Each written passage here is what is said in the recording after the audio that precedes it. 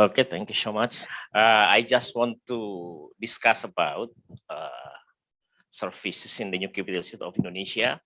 If you talk about divisions, we know that smart, green, etc. But I never hear about health, environment, safety, security, and quality. So how to manage this? Thank you so much. Assalamualaikum warahmatullahi wabarakatuh. Okay, so thank you, Dr. Isradi, Director of Balikpapan University. I 1000% agree with you that to some extent, this is my personal views on how the urban planner, take a city in more sort of like infrastructure, economic, and less on the health and education way, right? If I may be biased, but it looks like to me that if we do some urban plan and management, we tend to not put health, education, and social protection all together with the infrastructure, for example, or with all the economic infrastructure. So for me, the COVID-19 opens up a Pandora box that reveal that we should put more on the social sectors. That's for sure.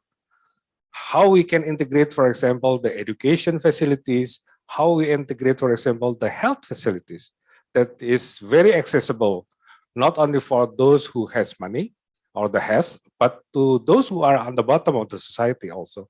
They must be able, in the difficult situations, access this kind of basic services. And that's include health, education, and social protections. In the past, we tend not to put this one as a dominant part of the planning process. But nowadays, I believe that every city has to make that one on top on the list. Because without health, we cannot do anything. Yeah. We can have a good infrastructure, we can have a modern building, we can have a good, for example, advanced technology, but at the end of the day, health is the basic thing that every human has to have that one. Yeah. So yeah, I agree with you, and I think for us in planning, urban planning, city planning, urban managers, we want to have that kind of things integrated as part of the comprehensive planning policies, and also a holistic approach to have a good planning and also a good, how you call it, the action plan to be there. If again, there is another pandemic coming to the cities, because at the end of the day, cities is the engine of the economic growth. If city is not healthy, then perhaps 80% or, that kind of, proportion of the economic growth will be affected because the city's condition is not healthy. That's my take. Ashok. Oh, yeah, sure.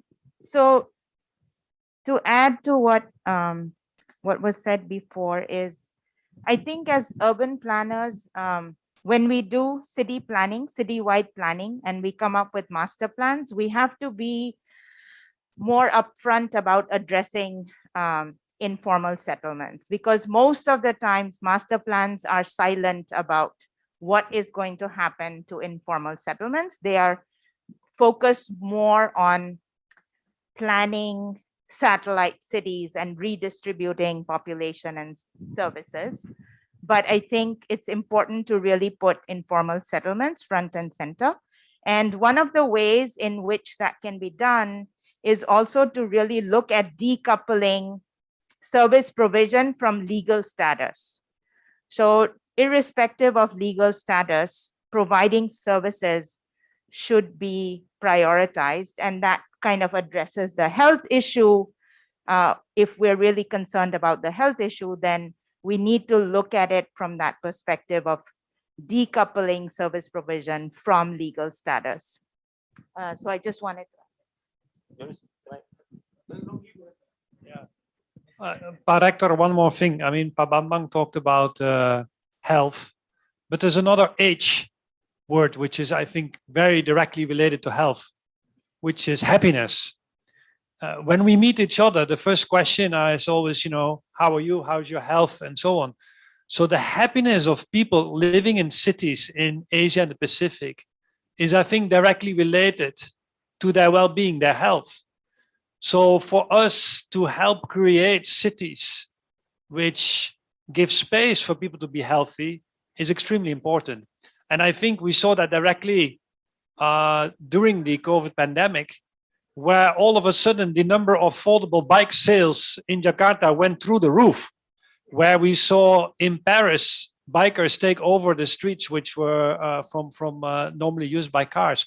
In Barcelona, where you have these super blocks. So Pa Bambang and his team, of course, have a huge challenge, but also a massive opportunity to put health at the center of the design of the capital, the new capital, because the moment that your children are able to play, that your parents, that your elderly people are able to go for a walk safely, that of course also creates an environment where people are happy to actually move to that capital. Because the last thing, of course, what we want is a capital just full of civil servants who are doing hard work there, but there's no dynamic. There's not a city where, so creating that space for health and happiness to come together, I think, is a very important element. So thanks for that question. Makasih. John, do you want to say something? No, it's okay. I'll wait for another opportunity. All right. So I just wanted to mention two things. I mean, in relation to even the first question and this one. Like you said, Pabobi, informality is inevitable. There have been capital projects before. I mean, Chandigarh in India, Brasilia. None of them wanted informality. None of them thought there will be informal settlements. All of them had informality. And today they are quite livable and exciting places precisely because of the maturity of how the informal sector has matured in a way over time. It takes time to notice and recognize that. So that's one point. So I think there has to be some, so even with master planning, I think one of the very essential elements, in my opinion, is that there has to be flexibility as much as you want certainty and sort of very clear ideas about what's going to go where. One has to be humble enough to recognize that it will change probably. So element of flexibility built into master planning itself. Also, let's say, keeping aside, areas or lands where I won't call them informal or illegal or slums, but where spontaneous shelter could be allowed to come up, for example, as and when the need arises. But more importantly, I think the design should be very compact. It should go above conventional FARs and densities so that the burden of commuting and traveling and accessing services is minimized for the poorest people. So in general, I think all housing should have inclusionary housing clauses in them.